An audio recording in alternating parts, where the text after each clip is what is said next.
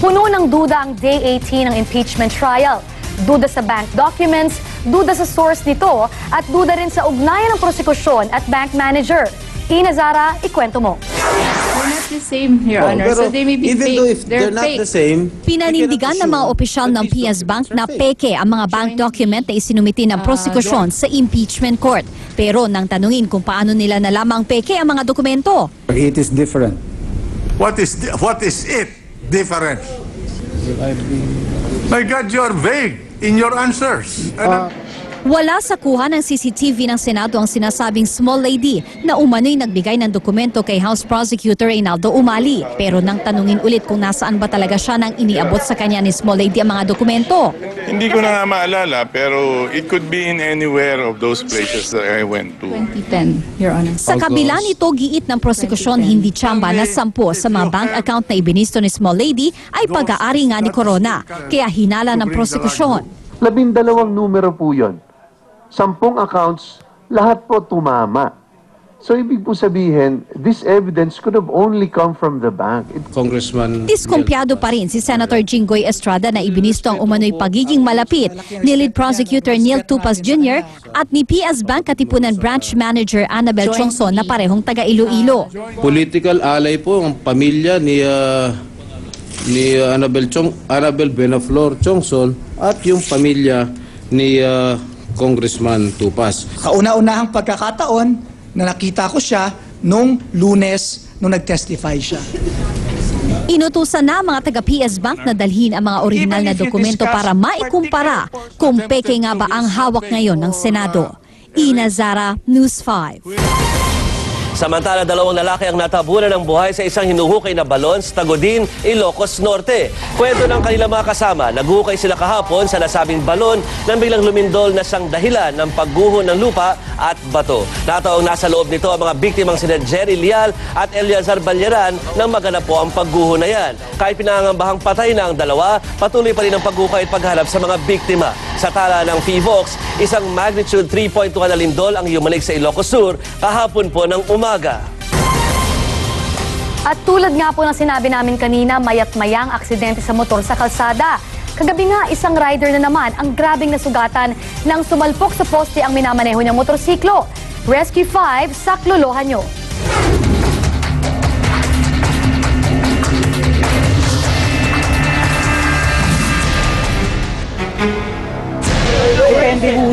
Wala nang malay si Gengis de la Cruz nang abutan naming nakahandusay sa isang bangketa alas 4 ng madaling araw kanina. Sa leg yan. Nilagyan namin ng direct pressure ang sugat niya sa ulo para makontrol ang pagdurugo at sinuotan ng C-collar para hindi na lumala sakaling may pinsala sa kanyang spine. Nagtamo rin siya ng bali sa kanang braso kaya nilagyan namin siya ng splint nang suriin ang kanyang mga mata. Hindi na ito nagre-react sa ilaw. Indikasyon na matindi ang trauma na natamo niya.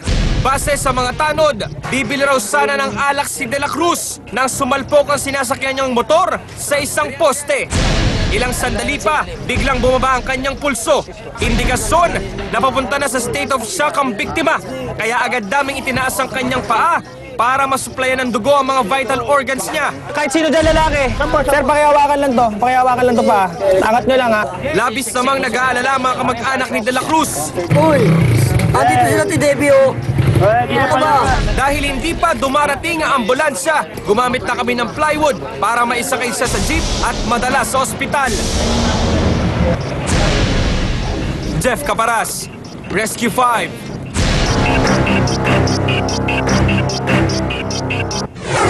Uulitin po namin sa anumang insidente, tumawag agad sa Rescue 5 hotline sa numerong 922-5155 dahil ang Rescue 5 mula aksidente sa kalsada hanggang sa bahay mo, aaksyonan ora mismo.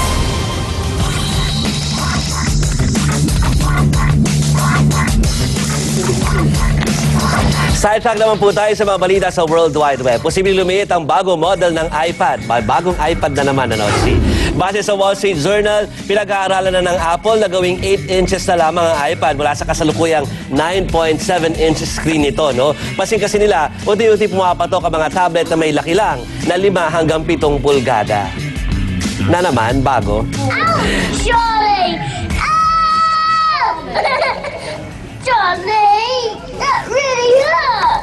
Isa yan sa pinakasikat na video pinalabas namin dito sa TV5. Yung viral video na pinost noong 2007 pa. Matapos ang halos 420 million views sa YouTube, akalain mo bang kumita na ang pamilya ng dalawang chikiting na ito ng $158,000 sa noche o halos 7 milyong piso. Yan ay matapos bumenta ang t-shirt at limited edition calendars nila Harry at baby Charlie. Kumita din ang pamilya sa iPad application kung saan pwede mong i-remix ang iba't ibang video ng dalawang yan. At medyo lumaki na sila sa ngayon, ano?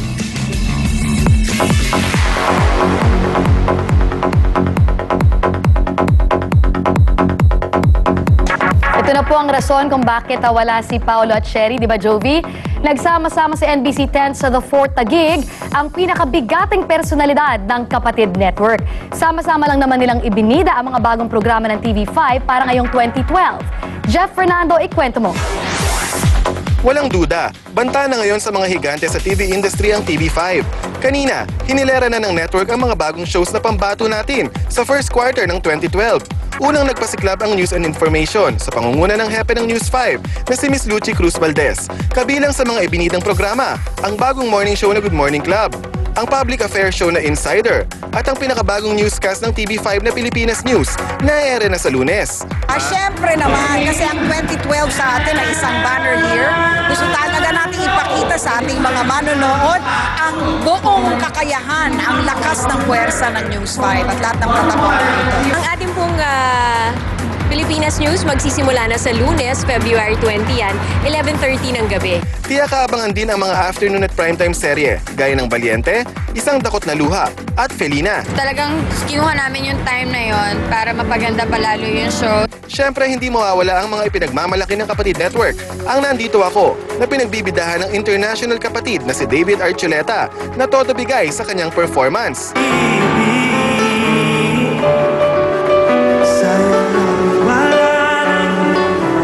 At ang malaking sorpresa, ang bagong noontime variety game show na Game and Go na pinangungunahan ni Edu Manzano, Arnel Ignacio, Shalani Soledad, Tuesday Vargas at Jelly de Belen. Marami kaming nakahandang games para sa inyong lahat. Sa gitna ng programa, isang kanta naman ang ipinatikim ni Lea Salonga. Awit mo ay salamin ng iyong buhay. At ang pagkanta ng megastar na si Sharon Cuneta.